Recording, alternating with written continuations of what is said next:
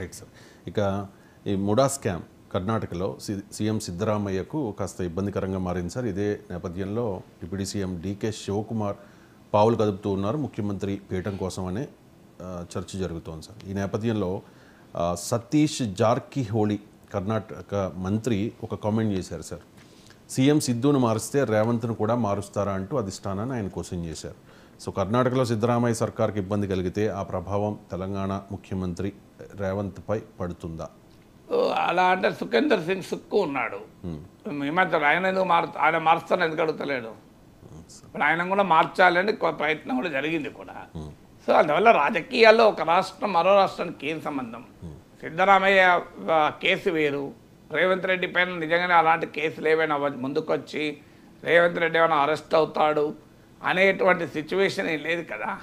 ఇప్పుడు మొదలు సిద్ధరామయ్యను మారుస్తారా అనేది క్వశ్చన్. సిద్ధరామయ్య పైన చేస్తున్న ఆరోపణల వల్ల ఆయన మరింత బలపడ్డట్టు కనబడుతున్నాడు. డీకే శివకుమార్ కూడా వచ్చి మై చీఫ్ మినిస్టర్, మా పార్టీ అందరం అండగా ఉంటామని గట్టిగా నిలబడ్డారు. సో మరి డీకే శివకుమార్ మనస్ఫూర్తిగా అన్నాడో ఆయన అవకాశం కూడా చూస్తున్నాడో తెలియదు, కానీ ఆయనకు కూడా గట్టిగా అంటే పార్టీ మొత్తం సిద్ధరామయ్య వెనకాల ర్యాలీ అయింది. అందువల్ల ఇప్పుడు ఆయనను మార్చడానికి ఇప్పుడు అవకాశంగా కాంగ్రెస్ భావిస్తుందని అనుకోరు. ఎందుకంటే ఇది బీజేపీకి ఆయుధం అవుతుంది. సిద్ధరామయ్యను ఇప్పుడు మారిస్తే బీజేపీకి ఆయుధం అవుతుంది, కాంగ్రెస్ నష్టపోతుంది కదా. కాంగ్రెస్ పార్టీ ముఖ్యమంత్రి కదా, అవునా కాదన్నా. సో అందువల్ల అవునా కాదనడానికి కూడా ఏం లేదు కదా. సో అందువల్ల సిద్ధరామయ్యను మార్చి కాంగ్రెస్ పార్టీ ఒక రకంగా కాంగ్రెస్ ముఖ్యమంత్రి అవినీతికి పాల్పడ్డాడు అన్నది ఎస్టాబ్లిష్ చేస్తారు.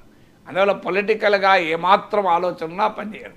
ఇక కాన్స్టిట్యూషనల్ నెసెసిటీ ఏర్పడబోతోంది అనే పరిస్థితి వస్తే సిద్ధరామయ్య ఏదో అరెస్ట్ చేయడము ఇలాంటి సిచ్యువేషన్ వస్తే మార్చవచ్చు. ఎందుకంటే ఆమ్ ఆద్మీ పార్టీ లాగా ఉండదు కదా కాంగ్రెస్ పార్టీ. ఆమ్ ఆద్మీ పార్టీ అంటే దానికి అరవింద్ కేజ్రీవాల్ నాయకుడు కనుక ఆయన నిర్ణయం తీసుకున్నాడు నేను మారనని, ఇంకెవరు ఆయనను మార్చమని అడిగే పరిస్థితి లేదు. కానీ కాంగ్రెస్లో అలా ఉండదు కదా. ఆల్రెడీ సిద్ధరామయ్య శివకుమార్ల మధ్య పోటీ ఉంది, ముఖ్యమంత్రి పదవికి ఇద్దరు పోటీ పడ్డ మాట నిజం. సో అందువల్ల సిద్ధరామయ్యని ఇప్పుడున్న పరిస్థితుల్లో కాంగ్రెస్ పార్టీ మార్చి చేతులు కాల్చుకుంటుందని అనుకోను. ఒకవేళ మార్చాల్సిన పరిస్థితి వచ్చిన రోజు చెప్పలేము, ఎందుకంటే ఆల్రెడీ పొలిటికల్గా ఫైట్ ఉంది కనుక. కానీ ఆ పరిణామాలకు కాంగ్రెస్ పార్టీ పరిణామాలకి ఏంటి? రేవంత్ రెడ్డి మార్చమని ఎవరన్నా అడిగారు ఇక్కడ? రేవంత్ రెడ్డికి పోటీ ఉన్నమాట నిజం, ఆ రోజుల్లో పోటీ. కానీ మనం గమనిస్తే కర్ణాటక ముఖ్యమంత్రి పదవి తేలడానికి వారం రోజులు పట్టింది. సిద్ధరామయ్య శివకుమార్లతో అధిష్టానం కంటిన్యూస్గా చర్చలు జరిపి రిజాల్వ్ చేయాల్సి వచ్చింది. కానీ మీరు రేవంత్ రెడ్డిది 24 గంటల్లో తెలిపింది కదా. అంటే వాస్తవంగా రేవంత్ రెడ్డి విషయంలో చాలామంది మీడియా ఊహించినంత పోటీ కూడా లేదు కాంగ్రెస్ పార్టీలో. ఎందుకంటే నాకు గుర్తు ఇంకా అప్పటికి సిఎల్పి నేతల అధిష్టానం ఫైనల్ చేయలేదు. ఎల్లా హోటల్లో కాంగ్రెస్ ఎమ్మెల్యేలంతా క్యాంప్ ఉన్నారు. అప్పుడు 1 డే గ్యాప్ వచ్చింది కనుక ఏఐసిసి ఒక నిర్ణయం తీసుకొని వాళ్ళకు శిక్షణ తర్వాత చాలామంది కొత్తగా ఎలక్టెడ్ ఎమ్మెల్యేలు ఉన్నారు. సో వాళ్ళకి శాసనసభ వ్యవహారాలపైన శిక్షణ ఇవ్వటానికి నిర్ణయం తీసుకొని నన్ను పిలిచారు. నేను వెళ్ళి గంటన్నర వాళ్ళకు లెజిస్లేటివ్ అఫైర్స్ అంటే ఏంటి, శాసనసభలో ఎలా మాట్లాడాలి, శాసనసభ వ్యవహారాలు ఏంటి అని క్లాస్ చెప్పాను. ఇంకా అప్పటికి సిఎల్పి నేత ఫైనల్ కాలే, రేవంత్ రెడ్డి కూడా ఉన్నాడు. కానీ రేవంత్ రెడ్డి ఢిల్లీ కూడా పోలే, మీరు గమనిస్తే వెళ్ళింది బట్టి విక్రమార్క, ఉత్తమ్ కుమార్ రెడ్డి వెళ్ళారు.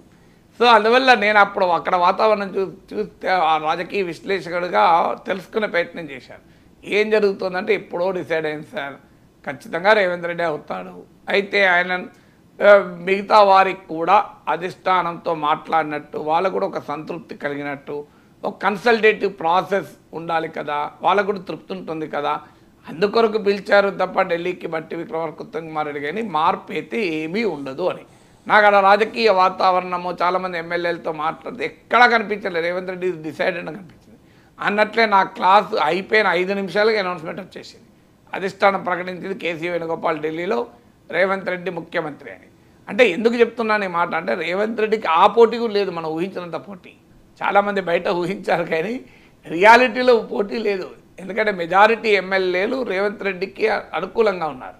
సో కాంగ్రెస్ అక్కడ కూడా డీకే శివకుమార్తో ఎంత పోటీ ఉన్నా మెజారిటీ ఎమ్మెల్యేలు సిద్ధరామయ్యకు అనుకూలంగా ఉన్నారు. ఆ ప్రాతిపదికపైనే తీసుకున్నారు, కేవలం అదే ప్రాతిపదిక. అప్పుడు కూడా ఈ తీరు చెప్పారు, డీకే శివకుమార్ పిసిసి అధ్యక్షుడికి ముఖ్యమంత్రి పదవి రాలేదు. సిఎల్పి నేత అయిన సిద్ధరామయ్యకు వచ్చింది కనుక తెలంగాణలో కూడా పిసిసి నేత అయిన రేవంత్ రెడ్డికి రాదు. సిద్ధరామయ్యకు ఇక్కడ కూడా సిఎల్పి నేత అయిన బట్టి విక్రమార్క వస్తుంది అన్నారు. జరిగిందా అట్లా? మరి ఈ కంపారిజన్ ఆ రోజు కూడా చెప్పారు. పిసిసి ప్రెసిడెంట్ అయిన డీకే శివకుమార్కి ఇవ్వలేదు కదా, తెలంగాణలో కూడా పిసిసి ప్రెసిడెంట్ రేవంత్ రెడ్డికి ఇవ్వరు అన్నారు. మరి కలవలే కదా. అక్కడ సిఎల్పి నేతకి ఇచ్చారు కనుక ఇక్కడ సిఎల్పి నేతకి ఇస్తారన్నారు. కలవలే కదా. అప్పుడు ఆటోమేటిక్గా రేవంత్ రెడ్డి సపోర్టర్లు ఏమన్నారు, కాంగ్రెస్ పార్టీలో బయట నుంచి వచ్చిన సిద్ధరామయ్యకే ముఖ్యమంత్రి అయ్యాడు కనుక ఇక్కడ కూడా బయట నుంచే వచ్చిన రేవంత్ రెడ్డి ముఖ్యమంత్రి అయితే వాళ్ళు ఆ లింక్ కలిపారు. సో ఎవరి దగ్గర ఏం జరిగింది, దీనికి దానికి ఏం సంబంధం ఉంటుంది? రెండు రాష్ట్రాలు. సో కర్ణాటక పరిణామాలే, తెలంగాణ పరిణామాలే. సో అందువల్ల ఒకదానికి ఇంకో దానికి లింక్ ఉంటుందని అనుకోను. లింక్ లేదన్న దానికి ఇదే ఉదాహరణ. అక్కడ పిసిసి ప్రెసిడెంట్ కాలే, ఇక్కడ పిసిసి ప్రెసిడెంట్ అయ్యాడు. అక్కడ సిఎల్పి నేత అయ్యాడు, ఇక్కడ కాలే. That it self is an indicator కదా. సో అందువల్ల ఒక రాష్ట్రానికి మరో రాష్ట్రానికి రాజకీయ పరిణామాలు ఒకే రకంగా ఉండవు కదా. Yes sir. ఇక